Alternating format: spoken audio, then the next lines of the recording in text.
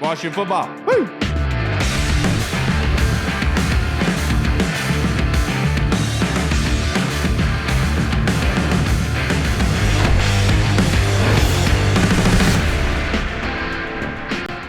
Hello, everybody, and welcome to the Burgundy Zone. I am your host, Kyle, and I am joined by my two co-hosts, Michael Hall and Michael Reed, but we are joined by a very special guest, former Washington football player and lifer, Kedric Golston. Thank you so much for joining us tonight, Kedric. I appreciate y'all. How y'all fellas doing? We are doing fantastic now with you in our presence. And one of the first questions I wanted to ask you is that you were drafted by the Washington football team in 2006. So you were briefly able to play with the GOAT safety for Washington and Sean Taylor. What was it like playing with and witnessing Sean?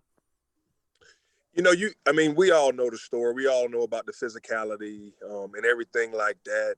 He was just probably one of the best athletes on the field. You know, he probably could have lined up and played running back, could have played receiver, could have played defensive back. And I think I like to tell people, and Greg Williams used to tell people this all the time, young defensive backs, to say, listen, don't watch what Sean does because that's the type of ability that he had. He was elite in his ability. So things that he could get away with, normal people couldn't get away with. And then off the field, he was one of the guys. I remember during our breaks, he would come in and play chess and checkers with us. You know, talked about cars, talked about life, and just, you know, for the status that he had, you know, he'd be talking with, you know, first-year players, a guy that's been there a week. So just a real personable guy. I'll never forget when LeVar Arrington threw the pie in Sean Taylor's face and briefly blinded him, and Sean got so upset about that. That was one of the funniest videos I've ever seen. So I wasn't there when that happened. We've all heard that was Sean's rookie year. CP talking about it and stuff like that. What I will tell you though is a blast from the past. Mike Sellers, which is the biggest human being, you know, we've all been around, and really a coach should have told him he should have been a defensive lineman or a tight end, but of course he wanted to be a running back. Well, we were coming back. Oh, looks like his internet's going out a little bit. Hopefully it comes back here soon. Come on. We got it. Come on. Here he is. Sorry. There you go. Okay, so Mike Sellers, the jokester that he was, we were coming back from this away game, and he was, you know, kind of messing with people who were sleeping. Well, he threw a pillow or something trying to hit, I think, Todd Yoder or somebody else. Well, and Sean stood up, and you talk about, you know, Mike's a big, aggressive man. I mean, you know, Mike put his head down and shut up pretty much because Sean was like, but so he was just, you know, that, I mean, he wasn't in the mood to be goofing around, and Mike didn't mean no harm, but that was just, you know, the type of the presence that he had, but, you know, cared about, you know, loved football, and really was one of the hardest workers I've ever been around. You know what I mean? He didn't want people to talk about it, but we've all heard the stories about him running to and from practice and all those type of things. And he was the ultimate professional, and really it's just sad that he was gone way too soon because, you know, he was starting to hit his stride. Right. Yeah. It's so sad. All Washington fans will always remember Sean. I have nothing but good memories about him. You were a constant here for so many years. I mean, 11 years straight as a 6th round pick being drafted here. And you went through so many different coaching regimes. You know, you were with Joe Gibbs, you were with Jim Zorn, you were with the Shanahans, and you were with Jay Gruden. What was it like going through those coaching changes? I mean, did you really have to adjust your style of play to really latch onto the team? And what was it like? How were those coaches different? Because they all seem personality-wise to not be anywhere near similar. I mean, Coach Gibbs was amazing, you know, old school with Coach Bro and all those guys when he got the game back, the clan back together or whatever you want to say. It was an older team. You know, you had vets like Cornelius Griffin, Philip Daniels, James Thrash, Ronaldo Wynn, Chris Samuels, Randy Thomas, you know, just a lot of real professional, hardworking guys. And Coach Gibbs was all about physicality. You know what I mean? Right. And you look back and you don't know if it made sense or not, what we were doing, but you understood the purpose, and him just understanding that regardless of what the scheme looks like, what, you know, who we're playing, if we're not physical, you know, we don't stand a chance. Kind of going to Jim Zorn, it wasn't much of a transition for me from a scheme standpoint because after Greg Williams left, Greg Blosh took over. Right. Coach Blosh was my defensive line coach. So similar yet differently, but from a scheme standpoint, some of the same techniques. And you know what? I like the Z-Man. You know what I mean? I think, the wheels kind of fell off of that, later on. But, we were 6-2 leading the division. Jason Campbell was playing at an MVP type level, and we went up to Baltimore and just seemed like we never could get back on track after losing that game up there. But he was himself. He was different from like the football coach. You know what I mean? He loved the outdoors, mountain biking, and he always used to encourage us to get to know our teammates and our coaches outside of football. And so I could appreciate that. And obviously, whatever happened. And then Shanahan, excellent coach. He was old school, but yet modern. He understood, it was all about, doing things that would translate directly to the game. And he was consistent. You know what I mean? That's what you can appreciate as a professional, that you knew what to expect with Coach Shanahan, and he really applauded and appreciated guys that came in and worked hard and were consistent. And so as any employee of an employer, you just want to know what the expectations are, and he held us to that. But he would always had a great ear to the team and understanding, hey, when he needed to push us, when he needed to pull back, and just was, it was really a great experience of understanding, essentially what I would consider having, my second type Hall of Fame coach in the NFL. Definitely. Yeah. Right. And you mentioned you played for a guy like Greg Williams, and everyone gives him a bad rap from the whole Bounty Gate thing and the whole like blunder that happened with the Jets this past season against the Raiders. What was it like playing for a guy like Greg Williams? Greg Williams, it was a method to his madness. Coach Williams and Coach Gruden, before I'll answer your question here, I don't want to forget Coach Gruden out for people to try to read it. Oh, man, all right there, Kedric. Let's get you, man. Let's get you on here, man. Spider 2, Y banana, let's go, man. Coach Gruden he was a great football coach, you know what I mean? And he I think if you was to talk to him and him to be honest, I think he would probably say that there probably was some things he could have did differently from like a consistency standpoint and discipline. Right. That I think would have helped the overall team. But from a football standpoint, he was just bright and as brilliant as everybody else that I've been around. I just think as a young head coach, kind of coming into such a locker room that had some established veterans, trying to navigate that, and not really having. It's one thing if you're an old coach that comes out and struggles, then people kind of go back and say, hey, he'll get it right. But if you look at it, he had some good years, but with terrible injuries. You know what I mean? You can think about the couple years where 22 people ended up on injury reserve, and it's just kind of hard to compete when you're losing your best players like that. Greg Williams, I can appreciate Greg because you would run through a wall for Greg, and he knew what buttons to push. And it was a method to his madness, even though if you were on the outside looking in, you'd be like, man, this is just wrong on so many levels. But it was a method to his madness. And the thing that I can appreciate about Greg was that he fought for his guys. If you were one of his guys, he would go to the scouting department. He would go to the general manager, whoever, and say, no, these are my guys. I want them. And football's a physical sport. And throughout the past, 10 years, we all understand, the injury part of it with the concussions and so on and so forth. And the NFL and the Players Association has done a great job addressing those issues. But ultimately, it's a collision sport, played by big, strong, physical men. And, Greg wanted his defenses to be fast and physical. And I think taken out of context, which I think is some of those, I can reference back to when they were playing the 49ers and he was talking about cutting the head off the snake. It was never out of, I think, ill intent. I think it was just trying to get a point across and say, hey, we need to be physical. This is a big, strong running back in Frank Gore. And, let's just put big bodies on him and gang tackle him and hit him. I can honestly say I never heard him say anything about hitting a player late, being dirty, any type of that just nonsense. If anything, he was like, he don't put up with that Bush League type of stuff. But he wanted his teams to be physical and strong, and that's what he liked. And I can appreciate that because that's really whether you're a 3-4, 4-3, no matter what scheme you are from a defensive standpoint. If you don't play fast and you're not physical, you're going to struggle. Yeah, absolutely. And I wanted to ask you because after so many bad seasons, going through 2007 and all the way through the years, there was a lot of turmoil, but in 2012, it was such an exciting time for the fan base. What was it like in that 2012 season for you as a player and in that locker room? Well, you're talking about like the highest of highs and beating New Orleans on opening day. Yeah, right.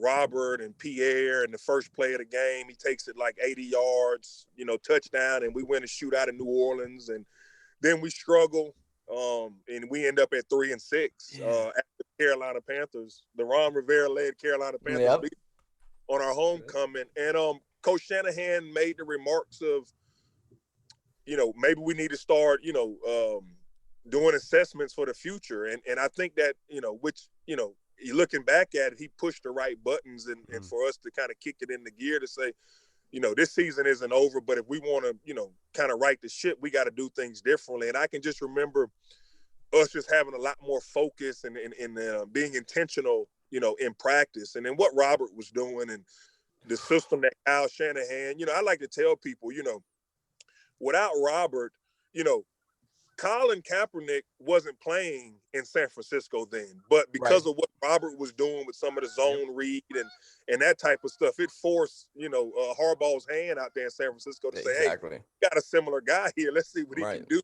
And we all know the success that those guys had, for when they were out there, rolling. But it was exciting because we knew we had a chance in any game.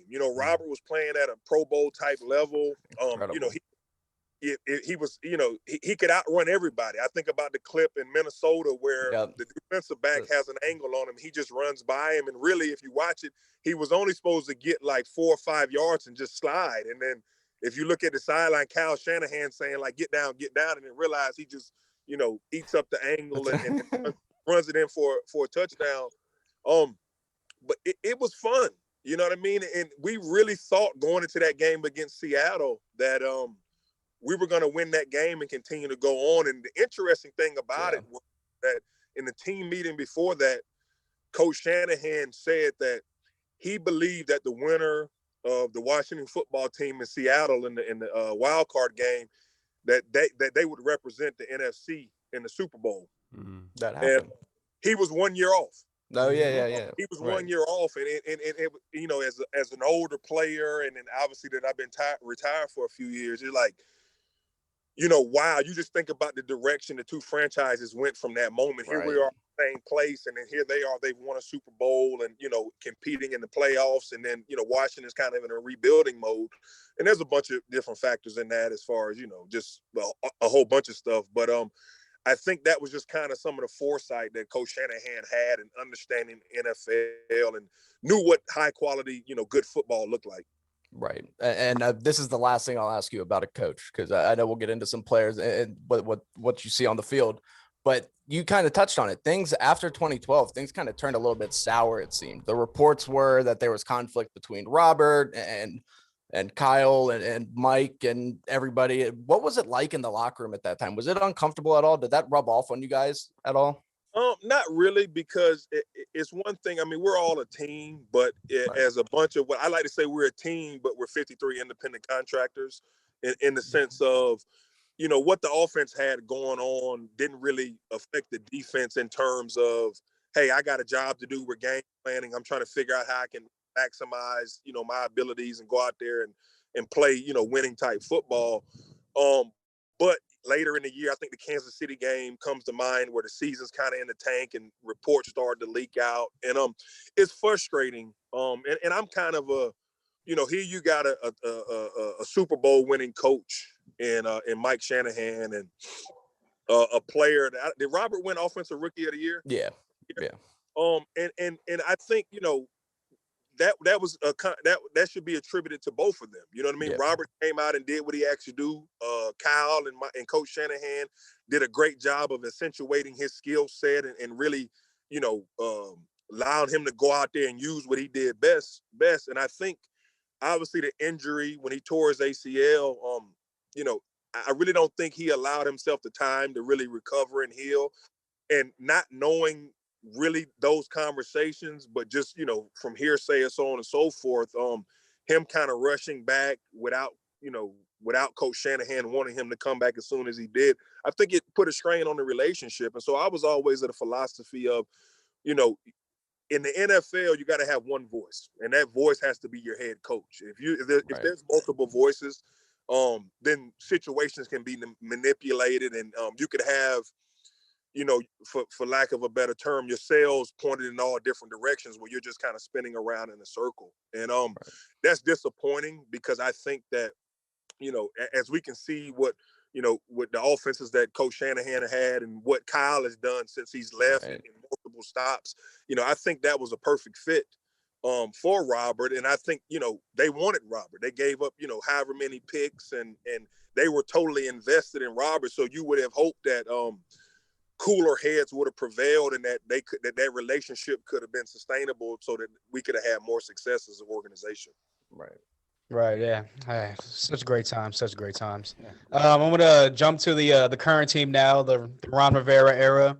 The team finished 7-9 last year. They have a lot of young pieces on the defense. The offense is kind of in a work in progress, if you want to call it that. Do you like the direction that Ron Rivera is taking this team and the front office is taking this team so far? Yeah, I kind of go back to what I like about Coach Rivera. Obviously, playing against his teams in Carolina, they were disciplined, they were physical. You could tell he had a bunch of guys that really enjoyed playing football. But you hear the same things that he says in his press conferences, his players are repeating. And so to me, that speaks about an organization that's on the same page and moving in the same direction, and the players are buying into what he's selling. And he's made some tough moves. I mean, releasing Haskins, halfway through the year, a former first-round pick, and just, kind of saying, hey, this is the way we're going to do it. If you don't want to get on board, then we're going to get rid of you. And I think that was definitely a tone setter to say, hey, if we can cut the former first-round quarterback in his second year and 8 or 9 games into this thing, nobody's safe, and that if you're not going to do it our way, then we're just going to get rid of you. And it goes without saying, Coach Del Rio with Ron Rivera and the defensive line is kind of what the straw that stirs that drink defensively, and they went out there and they put the team on their backs and won some games for them. And I think that right there, and talking about the defensive line, is going to be, the foundation on which this team is kind of built. We've seen if you could go out there and have a quarterback not turn the ball over, and with Gibson running the football and just make a few plays, that the defense is good enough to maybe score a couple touchdowns for you, as long as the offense doesn't turn the ball over. Yeah, that's going to be a recipe for success without a doubt. Now, you co-own a Pilates studio with another former Washington player, Lorenzo Alexander, that we all love. So were you able to use Pilates in your playing career? Did that help you at all? And if you could, would you tell other players and current players that they should do that during their career, and how it really benefits the body? Yeah, so we no longer owned it. We sold it a few years ago when Wikipedia, went man. Yeah, they need to update that Wikipedia page. I shouldn't be getting my info from Wikipedia anyway. Yeah, no problem. But I started doing it, and after NFL season, you're beat up, you're tired, you're stiff, and so to get back jumping into lifting weights, your body just couldn't handle it from my standpoint. So I started doing Pilates kind of, right after the season, and just kind of fell in love with it, from the strength, from the stability, from the flexibility that it provided. And it was a way to, get a great workout without pounding on my body. So, I would recommend it to anybody just for quality of life. I think from what we know with modern science and working out, from if you can stabilize your core, activate your glutes, just work all those small muscle groups that, because we live sedentary lifestyles, it really just helps you feel better and just doing everything, whether that's reaching up to get a jar out of the cabinet or bending over to pick up a piece of trash. So I would recommend it definitely for professional athletes, because it just forces you to isolate small muscle groups that ultimately contribute to those big muscle groups and overall prevention of injury and so on and so forth. Right. Yeah. You touched on the defense, especially the defensive line. Everybody wants to talk about Chase Young, Montez Sweat. Those guys are phenomenal. They're going to be great for a very long time. We're very fortunate to have them.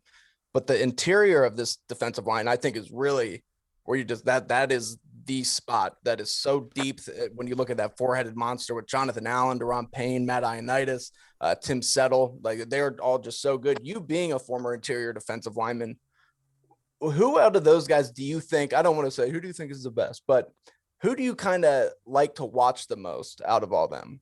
So, I mean, I'll be honest with you. I'm a huge fan of Jonathan Allen, even from there you go.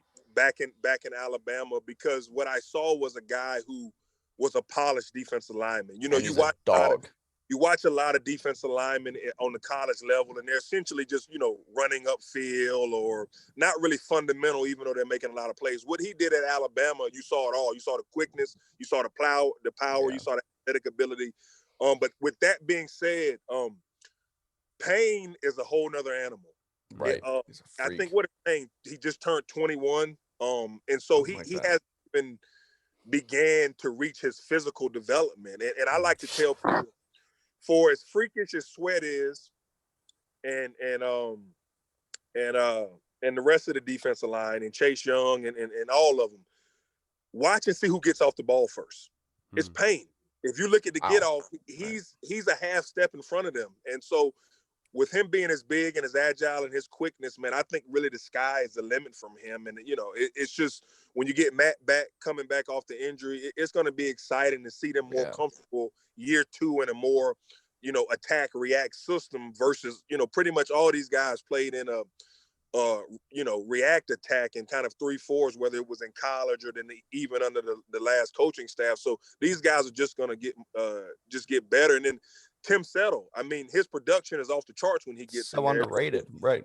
With him, you know, you can kind of see he's transformed his body. He knows what it looks like on a day in and day basis. I mean, you know, as a Washington football fan, it's going to be hard to keep all these guys around because they're top dollar when they hit the market.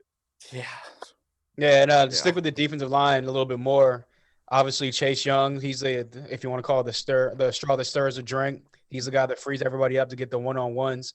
Kind of tell us, what did you see from his rookie year, and what can we expect from him in the future going forward in a Washington football team jersey?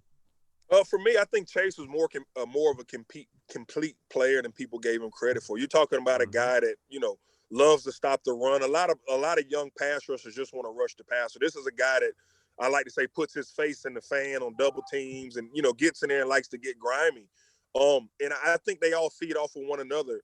I tell people all the time, you know, you can, as an offense, you can account for an edge rusher. You can chip them, you can slide, you can do a whole bunch of other things, but there's no answer to up the middle pressure. And so, like we talked about with Allen and Payne, you got guys that just have to, the offensive line has to go one-on-one. And I think Chase he'll understand going against some of the elite talent.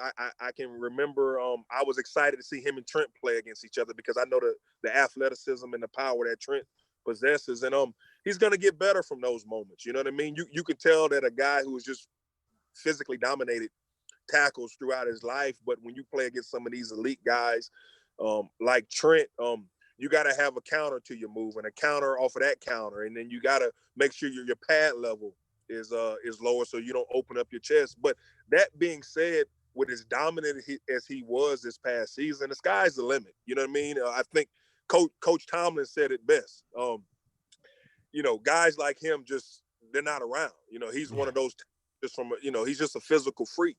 And but the thing that I enjoy the most is just his excitement and to play the game of football. You know what I mean? He doesn't just talk about sacks and all this. He talks about winning games. And when you watch him when the play is away, just his tenacity and ferociousness running to the ball, you don't get that. You know, a lot of superstars, especially young guys that have the pedigree that he has, don't run to the ball or play as hard as him. So from that standpoint, with the leadership of Allen and just, you know, kind of how that D-line is just, you know, they feed off of one another, and you can tell that they enjoy playing fast and being with each other.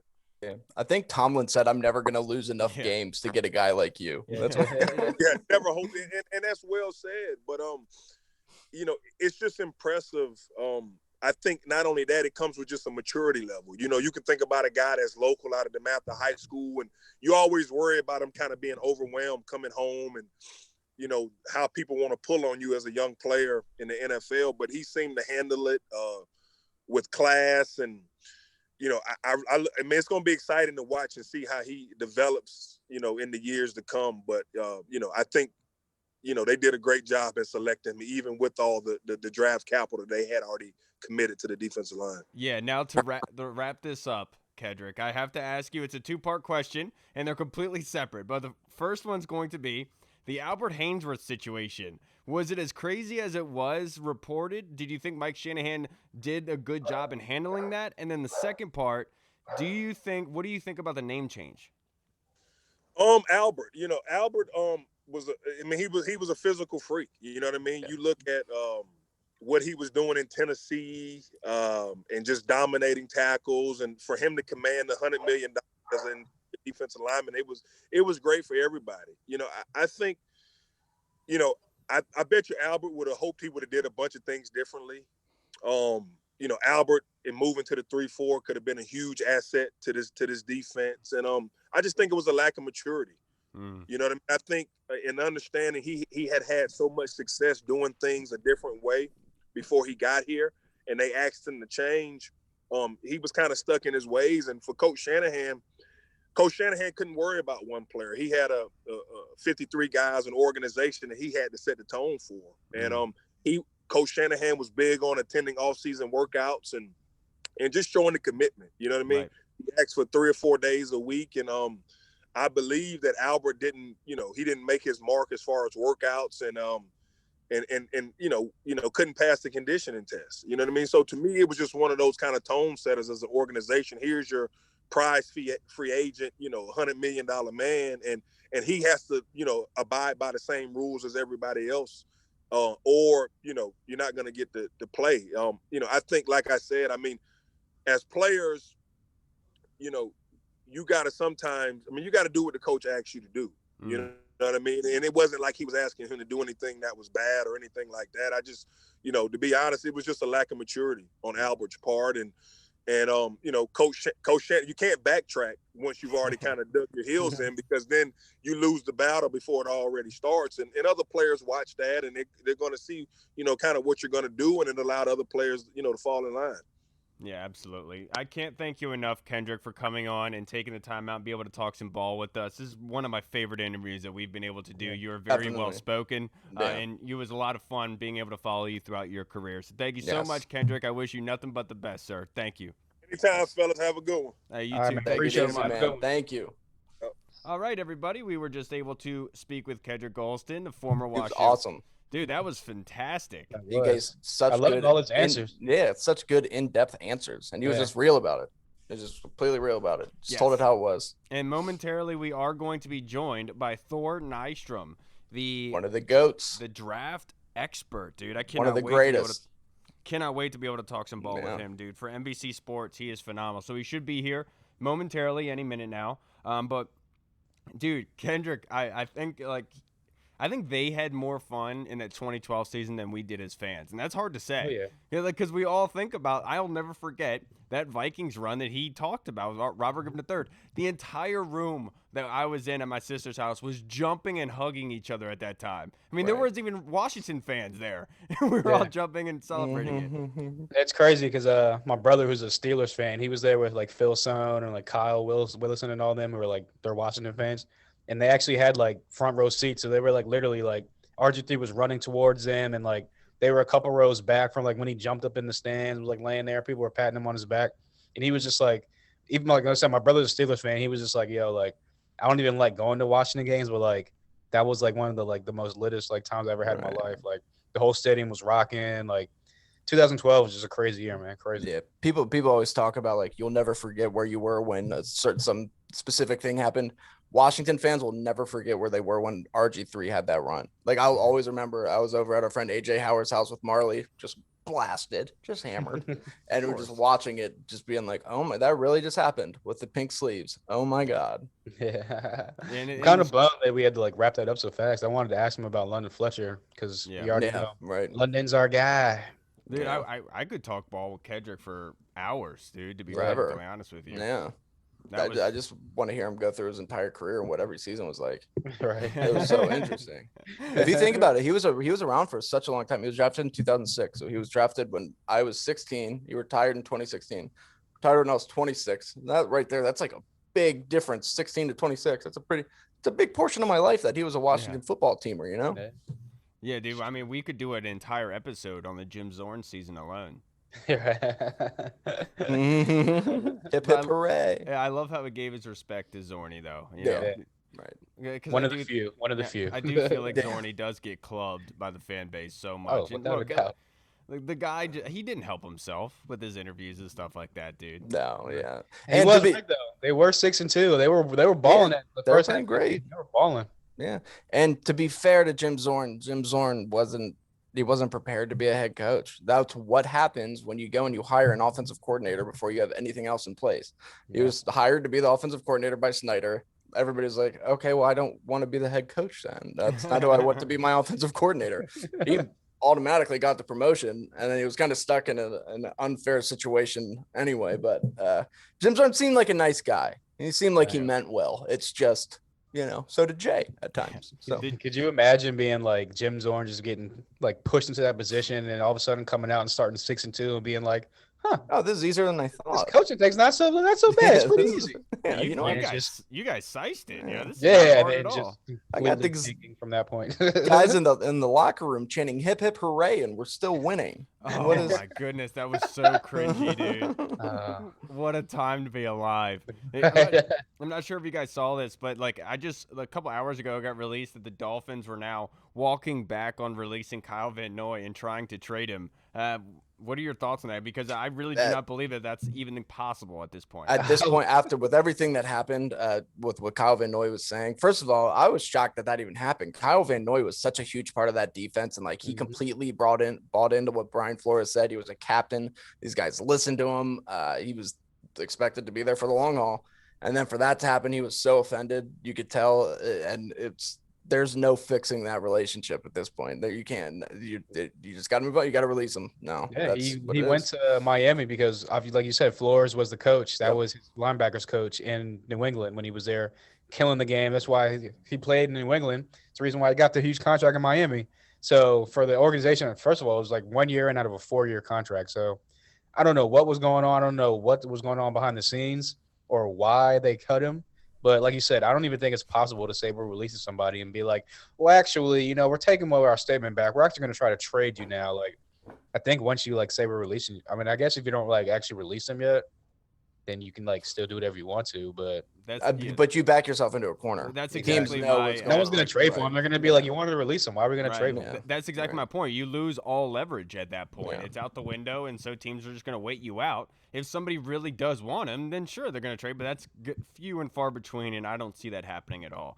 Now, before Thor joins us, let's talk some fan questions. The Colonel wants to know, are we in the market for Golden Tate Hall? Oh, man.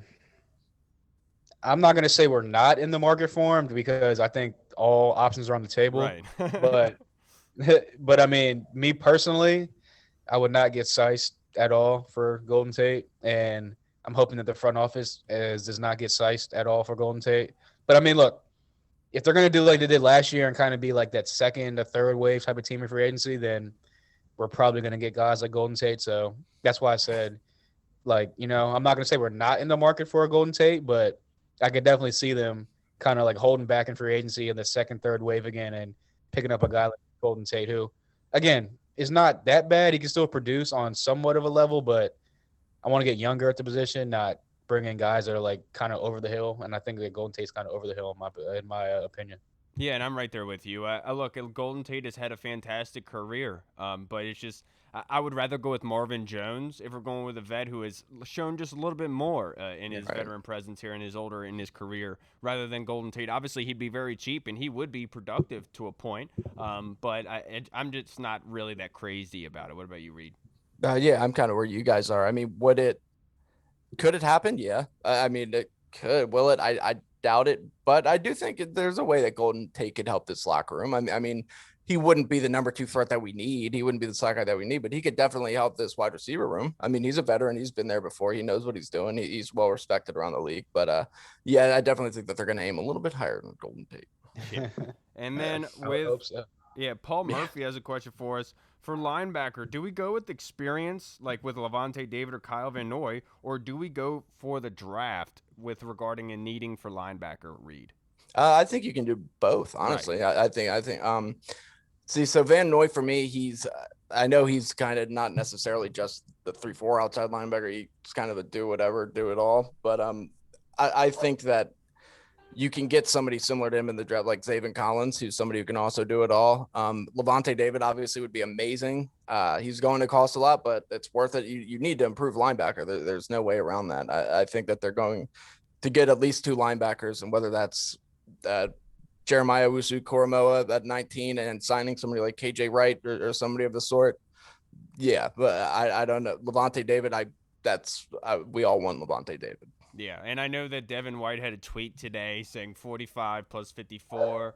It was 99 or something. Yeah, it wasn't 99. It was something else like Gravediggers or something like that. I was like, because that's what it equals, I think. Right, it does. It means it equals Chase Young. That's exactly what it equals. There you go. But, I'm right there with you. I do think both is the best recipe because, you don't have that kind of veteran stabilized presence in the linebacking core. Cole Holcomb is still kind of getting used and is a young guy. So I'd love for them to go and add a vet if they are out of the Lavonte David aspect. I would absolutely love for them to go down the avenue with like Kyle Van Noy or Milano possibly. Just Kyle Van Noy is able to cover a lot of ground, and so that's why I would absolutely love that aspect from it. And I'd be all over. I think you have to go through the draft and free agency without a doubt. You have to do both, in my personal opinion. Now, Mike Puckett wants to know who starts at right guard this season, Reed? I'm still saying Brandon Sheriff. I still think that they're going to bring him back, do whatever it takes. If it's not Sheriff, then that throws a whole wrench into things. I mean, do you think Sadiq Charles starts at left guard and Schweitzer moves back to his natural right guard? Or do you draft somebody early, like an Elijah Vera Tucker, to kind of replace Brandon Sheriff? So I still think it'll be Sheriff. But if not, that opens up a whole other window of options. Yeah, if it's not Brandon Sheriff, if he doesn't get re-signed, I definitely think it's Sadiq Charles is going to be plugged in at the right guard spot. Wes Martin is so-so. He still has a lot to prove. He didn't look that great when he came in relief last season, but I think Sadiq Charles, in the 2 snaps that he had, he looked really good. But with him, he's got to be able to stay healthy. And so if I'm willing to bet, it's going to be Brandon Sheriff. If not, it's going to be Sadiq Charles, in my personal opinion. When I did my film breakdown of him last season, I really, even before we drafted him, I thought that he was a better fit as a guard at the next level. It's just one of the feelings I got from him, so I feel like he would be able to slide in there at right guard and do it well. What about you, Hall? Do you think who's going to start at right guard this season? Start at right guard. If I had to put all my eggs into a basket, I'd probably go with Brandon Sheriff. I think that Don Rivera has noted or said numerous times this offseason in numerous interviews that he wants the first thing and the first priority is to retain their guys. And I think that one of Ron's guys is Brandon Sheriff. I know everyone wants to talk about the injury history and this, that, and the third. And but my only rebuttal will be he came back from the injury last year, became an All-Pro, and there's a whole new training staff. So who's to say that the previous training staff was not doing their job to the best abilities and keeping him out longer than he should have been, and he could have came back. So I just think that you can't let an All-Pro guard walk in free agency. And guys, hey, there he is. How you doing? What's going on, everybody? We are joined by very special guest Thor Nystrom, the college football and NFL draft analyst for a CBS Sports Edge, correct? NBC Sports Edge, but close. NBC, I screwed it up. Close enough. One of the greatest follows on Twitter, by the way, for all you guys thanks, who aren't brother. following Thor. Appreciate that.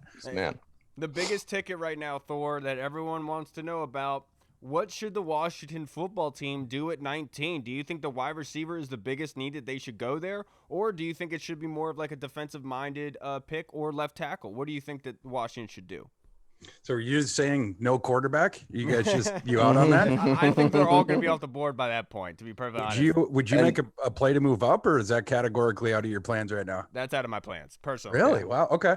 What are we doing at quarterback next year? I think what you could do is either you can go in mid-rounds with Kellend Mond, which I absolutely love his tape. I think that he'd be a solid fit. Or you go with a veteran quarterback for the Chiefs that could come in and possibly win the job and take it away from Kyle Allen or Taylor Heineke. That's interesting. Okay. I might consider moving up if I was the Redskins, but the who? Oh, I'm sorry. I'm not used to it. Don't worry about it. Football team. Even Doug Williams said it on our show. Don't worry. Can they give them a new name? Yeah, they are 2022. 2022. It's coming. Okay, yeah. It's coming. Need a new name. Yeah. But yeah, like, this is sort of the case with a lot of teams in the NFL, but there's, a lot of times, leading up to the NFL draft, there's a lot of sort of moving parts going on. And in the NFL draft itself, a lot of times the first round, the quarterback prospects are the thing that causes the cascade effect. And in this class, we have at least 4 really good ones, perhaps 5. And then we have more starting quarterbacks who are available on the trade block and more sort of starting jobs open than we typically do. And so it's like, we just have a lot of like, it's like moving chairs right now, and, it's like, when's the music going to stop? Washington's one of those interesting teams because, they have to monitor the trade block right now, leading up to the draft and see what's going on with that. But yeah, cause you guys where are they going to go with that pick right now? We don't know who's going to be available. We don't even know what their needs are going to be at that point. So it's like, it's hard to even talk about that stuff right now, Yeah, it is. Especially 19 is kind of no man's land, but I'm just going to jump right into it. Something that you've been talking about on Twitter today, the whole Zach Wilson debacle. A bunch of people are getting on you for Zach Wilson. Why do you not have Zach Wilson rated as your second best quarterback in this draft? Who do you have in front of him? Yeah, I just think he's overblown a little bit. I don't know. I just, he came in, he was solid as a freshman. He wasn't tremendous. He was solid. Right. As a sophomore, he wasn't that good. And people will make the excuse for him that it was because he was injured. Well, fair enough. He played and he wasn't that good. And then as a junior this past season, that was when he was awesome. My whole point is they played the number 89 SP plus strength of schedule. One of those games was against UCF in the bowl game when UCF's they're starting Richie Grant and Aaron Robinson both opted out. So 2 draftable players. Yeah, it's even worse than the 89 strength of schedule. Plus, he had a top 10 offensive line on a team that finished top 10, throwing to a day 3 receiver and throwing to a day 3 tight end. Like this in an extremely quarterback friendly system as well, I will say. Right. And by the way, not only that, but playing in a way that it's not unsustainable in the NFL. That's not the right way to say it. It won't occur in the NFL. Right. Like it's not possible because the NFL doesn't do this. Like, so what he did, I write about this in my quarterback, like Zach Wilson loves to go deep. Everybody knows this, but what BYU got really good at this past season was running these wide zone concepts. And if you look, their running back, who's kind of a no-name, nevertheless was like top 10 in the nation and rushing yards per carry and, rushing and touchdowns, et cetera. In part because their offensive line was so effing awesome.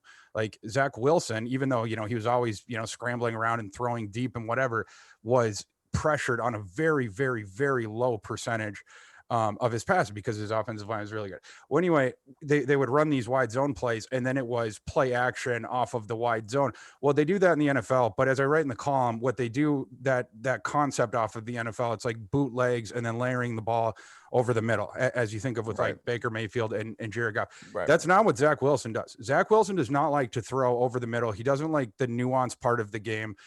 Et cetera. He trusts the power of his arm way more than he trusts the touch of his arm. And so on those concepts, he was always like looking to go, after he had his back to his defense, he'd turn back around. He just tried to chuck it, as far as he could down to Dax Milne, which would typically work because they were, playing Western Kentucky and Texas State and North Alabama, et cetera. He was going up against someone who's going to be a GA in 2 years. No chance of an NFL tryout. Even against UCF, he's facing, a 5'9" kid, it's like, because everyone else opted out or whatever. Like, they always had physical advantage, whether it was Bushman against, someone who just can't move or whether it was Milne or whatever. So my whole thing is like, I see what other people see in terms of like, I like his arm, but there have been other prospects who have come in who have good arms too.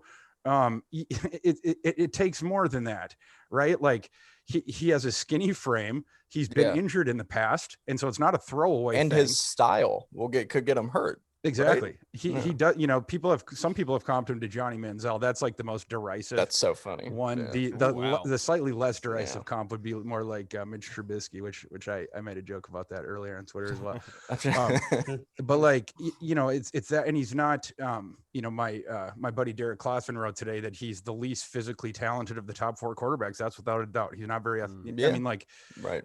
I mean, for a regular human being, like, for me to say he's not athletic is funny, but like, for, a professional athlete, he's not, crazy athletic for a quarterback. Trey Lance and Trevor Lawrence and Justin Fields, are incredibly athletic. Yeah. So when you're comparing him to them, yes. Yeah. So, those are my points, is that like, he's going to have to change his game quite a lot in transition to the NFL. And he's essentially a one-year wonder who while he was, doing his star turn, it was in a system that was extremely advantageous for him, while he had teammates that were against the opposition were dominant over them.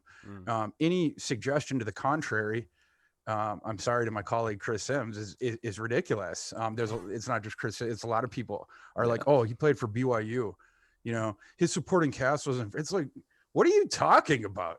They finished the top 10 this year. They played no one. Right. They played no one, and they had a top 10 offensive line by any metric.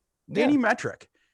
Christensen, right? Their left tackle, is that his name? Yeah, Christensen. He's getting drafted fairly early in the rounds. Yeah, and I mean, that's just like the names of the right. Like, and you compare those guys on, individually to the guys they're playing, you can just be, oh yeah. But then also you go to the PFF grading, you go to like the Football Outsiders, whatever the adjusted line yards, whatever, like they're top 10 in everything. So like, again, the idea that like he wasn't helped by it's ludicrous. Right. His game was perfectly suited for the system he was in, with the supporting cast he was in, and the defense he was playing last year were categorically incapable of stopping the one thing he liked to do, which is chuck the ball deep, right? Because like, to stop Zach Wilson, at least doing what he was doing last year, you would have wanted to have a defense that could do two things, which is simultaneously be able to bring some level of pressure against him while leaving some form of help deep, because you can't let Milne get one-on-one deep and then let Wilson have as much time as he wants. Right. That's death to defense, for last year on BYU. But the issue is, they never faced a defense that could get pressure on him while leaving two guys, so that you could double team Milne back. Right. That defense didn't exist on that schedule. So again, maybe he is good, right? But my whole thing is the risk profile is much higher, I think, than people think. Certainly the people that think he's like QB2 or QB1. And I'm not sure the ceiling is as high as people think. Again, because of he's just not as athletic as I think as some people think, and his arm it's not as good as people think. I don't think. Like, Lawrence has a better arm, Trey Lance has a better arm. Yep. I think Wilson's arm is essentially akin to Justin Fields is. Right. So that's my take on Wilson. I don't hate him. I'll end up ranking him like 15th or 16th. He's my quarterback 4, but what I do disagree with strongly is the idea that he's QB1 or QB2 and a top 3 prospect in the class. Right, and I want to kind of dive back into that first question that Kyle asked you about 19. What would you do? You mentioned not trading up. So if you were going to trade up to get one of these quarterbacks, who would you trade up to get? For me, it'd be Trey Lance. I know. Yeah, it would be Trey, especially because of the perception thing, right? Because it seems like he's going to be the one that you can get a little bit cheaper. And for Washington fans, it's like getting Trey Lance would kind of be like picking up like the crazy hot chick, where it's like very high upside, but like very, like, I mean, you don't know what you're going to get. Right. And with Lance, it's such a, it's a unique opportunity, but it's also an unprecedented profile, because his ceiling in this class is as high, in my opinion, as anyone, perhaps outside of Lawrence, because he's ideally built. He's 6'3", 6'4", 200, almost 30 pounds, I think, and almost all of it he put on as muscle at NDSU. Showed up there just like a beanpole, which is why he was an overlooked recruit. And he just has a bazooka for an arm, like a shocking amount of arm strength. Like the ball just spits out of his hand. It's ridiculous. And then he runs really, really, really well. Really well. An extremely, extremely dangerous runner, speed and power. And then he doesn't make mistakes in his only season starting, 28 to 0 TDI and T ratio. I think PFF said he only had 4 turnover worthy plays that season, obviously led NDSU to a title. But this is a kid who only had 17 starts in the FCS. That's an unprecedented profile for a guy who's going to be a top 10 or top 15 pick. We've never seen that before. And it's just a function of this specific draft. We've never had a draft like this before. The most important thing that a draft prospect turns into the NFL, their future employers, their last year of tape. And this year that has been messed with in a way that we've never seen before. You have prospects who don't have any last year tape. You have some guys that have 2 games, 3 games, very few that have double-digit games. Whereas in usual years, almost everyone has double-digit games their last season. So Trey Lance is if I was a team like Washington, that's the shot where it's a guy that if he had played in 2020 and this is a normal season and it's a draft class that Trevor Lawrence happens to not be in, Trey Lance could have been the number 1 pick. So it's like, it's one of those, like if he'd improved his placement and it's a reality where Trevor Lawrence just doesn't exist, Trey Lance probably could have been the first pick. That was the one question about him, but he just didn't get to play. Right. And so that's the one issue with Lance right now is his placement needs to improve. Like he's not there yet, his accuracy and his placement.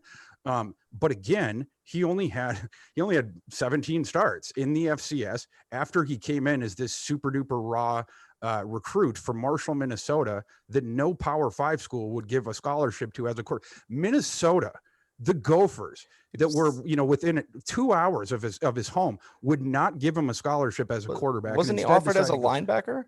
He was out. Yeah, well, I don't even know if they offered him. They definitely looked at him in a camp. And I think it was either linebacker or safety that they were looking at. I'm not sure if they offered him. They might have, but they were not looking at him even as a quarterback. Right. Instead, they decided to go with Tanner Morgan.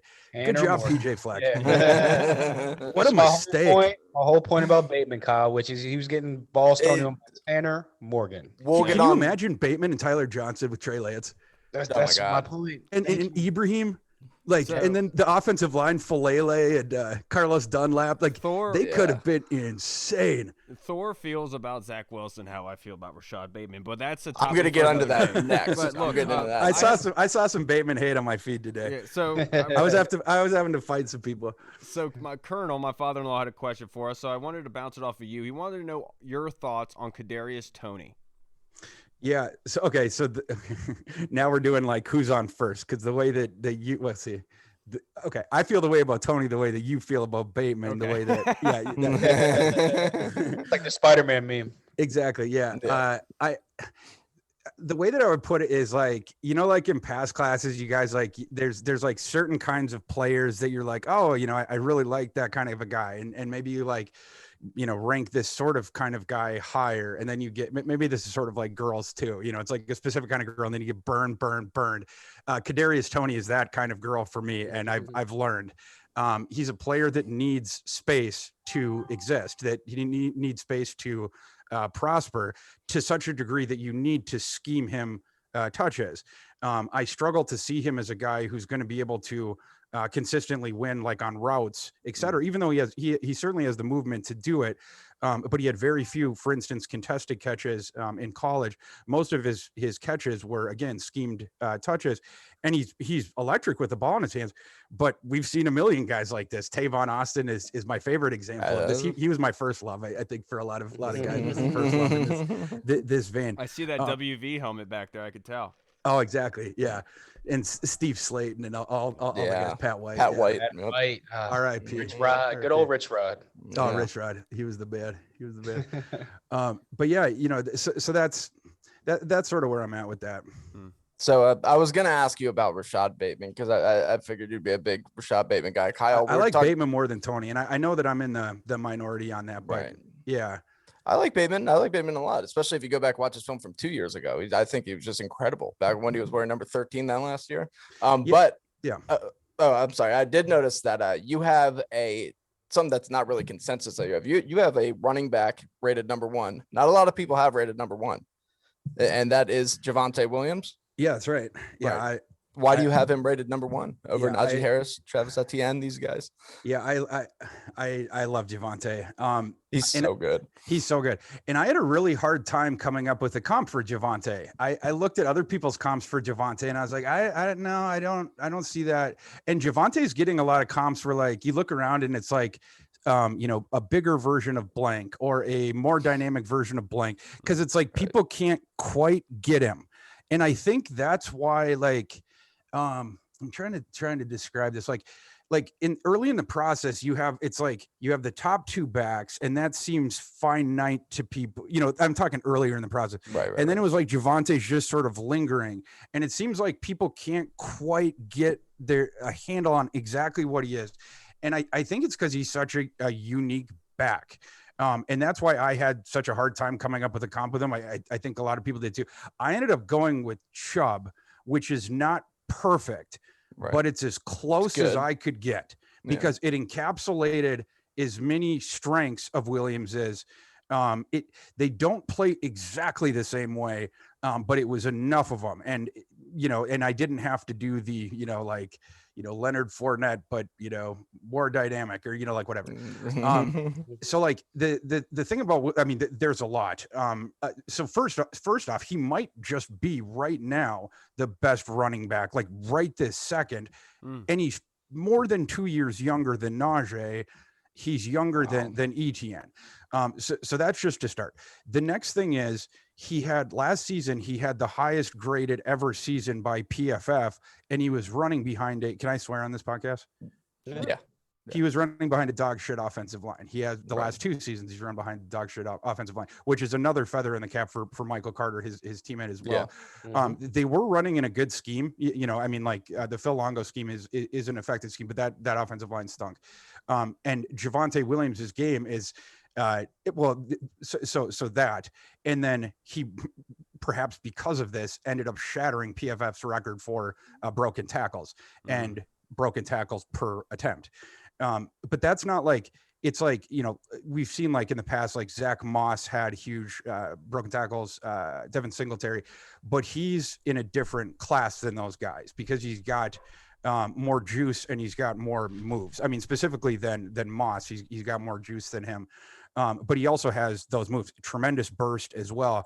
I also think that he's a better receiver than people give him credit for. He did not get to work in that area of the game as much because of Michael Carter. Like Michael Carter is like a fabulous receiving back. Yeah. I comp him to Clyde Edwards-Helaire.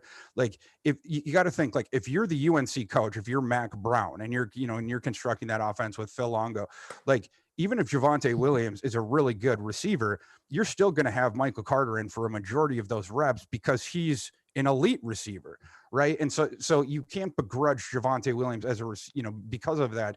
I think Javonte Williams projects really well as a 3-down bell cow type back. He's also a solid guy in pass pro. He got better at this throughout his career, and this past season usurped Carter in that role. I just see a whole lot about him I like, and I think he's getting even better because the one area of his game, and you saw a progression of this, but I think he can get even better. It's in sort of reading his blocks, like as he's coming up and sort of like noting the moment to hit the accelerator, picking through the blocks, finding the hole. He got better and better at this. And as he did, he got better and better as a player because the more he gets into the second level, the more damage. Like you saw this against Miami, just in particular, because he destroys linebackers. He makes them look effing silly, and he makes defensive backs look effing silly. Right. Because those guys don't, whether it's the movement, whether it's the violence, he's going to put someone on their back. So you really want to get him down as soon as possible, or it's going to be trouble for the defense. And so the better he gets at reading the blocks, et cetera, the more dangerous he becomes. And again, not only super duper young, he's going to be 20, I think, like, right. he's like 20 now. But he didn't have much usage in college, which again is not something you begrudge him for. He happened to play with Carter, but like he had Javonte I believe he just had a little bit over 400 touches from scrimmage in college. Najee Harris had just under 300 last season alone. So you also like that this is a physical back coming in who doesn't have much wear on the tires, but it's not because of injury. It's not because he wasn't good. You know, he's just coming into the league after 3 years when he happened to be playing with an awesome running back next to him. Yeah. Right. And us three on the show, we're all big Kellend Mond guys. Along on the local radio shows, there's been a lot of traction about Kyle Trask lately, and possibly Washington drafting him with a mid-round pick. So what's your assessment of a guy like Kellend Mond compared to Kyle Trask, and who do you think would be a better fit in Washington? I'm sorry, guys. I don't love either of them. It's fine. I guess maybe Trask just slightly more. I think I had Trask 7 and Mond 8 or like something like that. So they're close. I would have them pretty close. My issue with Trask's evaluation is he doesn't move at all. You know, he's utterly immobile. And the one thing he was good at in college is throwing deep. He was not good, like strangely, throwing short, which is bizarre for a guy that got to work with Kederius Toney, and also had the threat of Pitts and Grimes. But those guys explain why he was so good throwing downfield. And again, the guy doesn't move at all. And so like in the modern NFL, if you have just a statuesque pocket passer, and he struggles to, with his accuracy in the intermediate game. I like that he could throw deep, but again, there's a contextual reason to explain why he was good at that. So that's what concerns me about him. Kellend Mond, he reminds me a lot of Josh Dobbs, where he started in the SEC for a long time. He's a dual threat. We know him. We've seen him for a long time. He was sort of solid in the SEC, but he just never made like the star turn. He's, he can move around well enough, but he's not Kyler Murray. Right. And, he can throw, but he doesn't have a great arm. Right. And so like, for me, that's the issue there is like, for me, both his arm strength and his accuracy are sub threshold for what I want from a starter. Like you see this both in like, even just in the way he plays, like he's a very conservative player. Like he doesn't throw it deep very often. He takes what the defense gives him, I suppose. But he does, what he does do is manages the offense, takes care of the ball. Like I said, he can move around a little bit. And I do like that. I do like that he's experienced. He's, faced Alabama, he's faced, Auburn, he's faced all these different teams. So, you do like that. He's, been in the pro style system with Jimbo Fisher. The other thing is while he did have good offensive lines and running backs, the only NFL pass catcher he's played with so far is Sternberger. Osbin was the only guy that got drafted. Osbin could be the second, but he's no sure thing to get drafted. So you do say that for him as well. But the ball does, he's really got to put air under it to get it downfield. The defense is not going to respect him deep, and his accuracy, like I said, it's just not tremendous, but he does take care of the ball well enough, and he does know his limitations. So he's not one of those guys that like plays YOLO ball because he doesn't get it. And for those reasons, my supposition with him is that he would be a good long-term backup option for a team like Baltimore or Philadelphia. Okay. Philadelphia is going to go with Jalen Hurts because those teams already have systems in place that cater to dual threat quarterbacks that have some level of accuracy issues. They already have systems that'll do that. And I think that's the system where Kellend Mond can at least move an offense if pressed into duty. That's how I see him. Okay, well, that's a good comp. Well, Thor, I really do appreciate you coming on and kind of answering some of our questions. Yes. I do appreciate you taking the time out and being able to talk some draft with us. Unfortunately, I disagree about Bateman, but I'm glad that you could kind of clear the air about Mond and Kyle Trask because that name hasn't brought up a whole lot. So thank you so much, Thor. I really do appreciate it. Absolutely. Great to be on with you guys. All right. Thank you, man. Have a good night. All right, you too. All right, everybody. We just had Thor on, which was fantastic as always. So smart about the draft, man. That dude is just an encyclopedia. All right, everybody. Thank you so much for tuning in for this episode of the Burgundy Zone. This episode is called The Double Take. Thank you so much to Kedric Golston for stopping by and being able to talk some Washington football. And thank you to Thor Nystrom for coming on and being able to talk some draft with us about the quarterbacks and some wide receivers. All right, everybody. I'm Kyle. I'm Hall. And I am Reed. That's all I'm going with today because I can't think of anything else. So, all right, everybody. Make sure you check us out again on Tuesday. We got some great guests for you guys lined up next week. Washington football. Woo! Washington football. Woo! What's up, everyone? This is Kyle from the Burgundy Zone. We are releasing our own merch to support the show. If you want to rock the Burgundy Zone logo or you want to see Reed's face on your shirt, we got it. We're starting with t-shirts, hoodies, and zip-up. So if you're a fan of the show, make sure you snag one before they are gone. Check out the link in our bio on Instagram, or you can find the link in the description of the video. Thanks again for all your support. Until next time.